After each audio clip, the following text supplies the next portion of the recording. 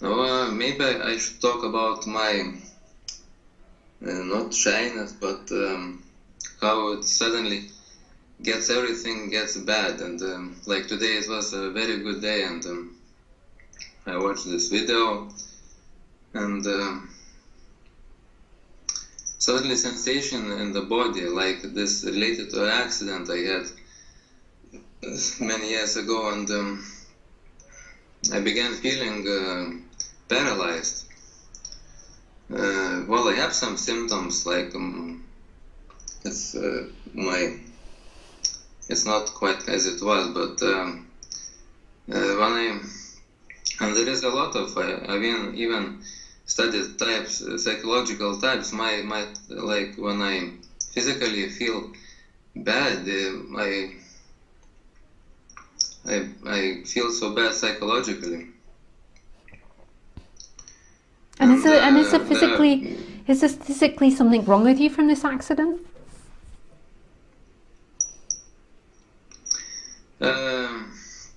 First, yes, were just a disaster, but my life a few years before that was also not very good. I had very much sadness, and just before this accident, 1.5 years, I met this tradition, and spiritual tradition, and they really good groups, and but I started getting very much involved, and my life changed so much. And did we speak before about this? I told you once on the session. Yeah, no, I remember. Yeah. And I sold pictures on the street, and I was like mad into it. And I covered all my sadness, and suddenly I learned to communicate with people and everything, and it was so much good the first half a year. And the second half a year I stuck.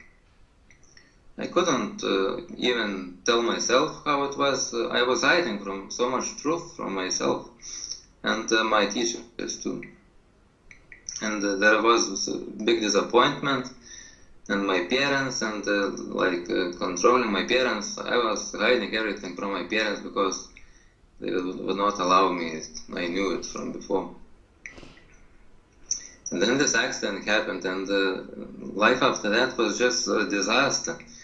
I was like a zombie living like 5 years. I got married, I worked, and it was survival. It was survival in the society. Yeah. Maybe not always, we don't know how it was actually, but and slowly it's getting better and better and better. But I still divide it like everything is fine, and then even after meditation and really good things, and then people think about me. Maybe they think I'm stupid, I'm some mentally underdeveloped or something, and it might be true, by the way, because the beginning of this career I was very shy. I was shy and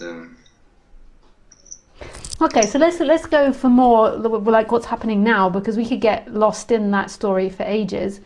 So what's happening inside you now? What do you feel now, right now? Because that's all that's important, is what's happening now. But to tell you the truth, I feel nothing wrong now. It was short. It was very short. You feel nothing wrong now. That's just so brave sweet. Calling, and then yeah, it was maybe too soon to call. So you feel good now? Yes. So we don't need to do anything. I'm working. I would actually, it's unconscious, but I was meditating very much lately, and I got this fire flower working again, and I became so much stronger and so much better. That's nice. And what do you feel right now? I feel my palms are wet, and I feel shivering in my legs, shivering in my chest. Because you're nervous? Pardon? From nervousness or from joy? Just nervousness, yes. Yeah. But yeah, I like it. Yeah. Yeah. And what else is being felt? Can you feel this alive presence that you are, this is, I think so. and that there's this empty looking? No, not empty. Who's looking then? I don't know.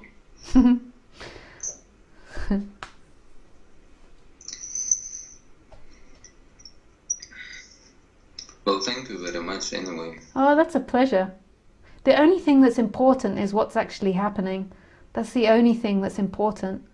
You can just let go of your story, of the accident, I remember you telling me last time, and the problems, and just come back to what's happening and see that that's a mental habit that's formed in the brain.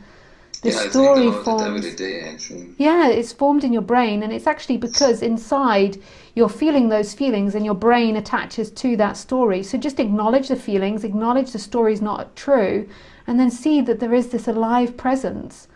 There's most probably a trauma there as well. There's also a book that you could read called Waking the Tiger that might help you release the trauma. But you've got to see that the most important thing, the only important thing is aliveness, is this sense of being and this empty looking, and that is home. And that anything you tell yourself, any mental construct that you have isn't it. This is it.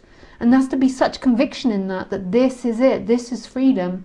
Time isn't freedom. Stories aren't freedom, and you're never going to solve a story. So inside your body, from that story, there must be a feeling that keeps evolving, of being out of control, of feeling like you lost something, or a fear of time, and just acknowledge that feeling, and then see the thoughts that are around it, and then see that there is presence, and that presence is freedom, not fixing that story. Yeah, I was listening, but I didn't. Sorry? I heard everything you told me, but I was shivering all the time. Yeah. Sometimes that happens in the body, when it's changing, it does different things. It shivers or it shakes. So just let it happen.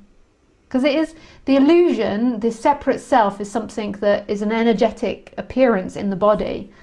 And it's something that gets released from the body. But then that which is released, your presence, your beingness, has never actually really been caged. It's always been everywhere. It's just that illusion's made it seem like there's somebody locked inside the body. So the release of the seeking separate self can sometimes be a very bodily thing. Like it is an energetic expansion back into nothing. Or everything. Yeah. Thank you. With pleasure. It's nice to speak with you again. Thank you. Oh, lots of love. Bye.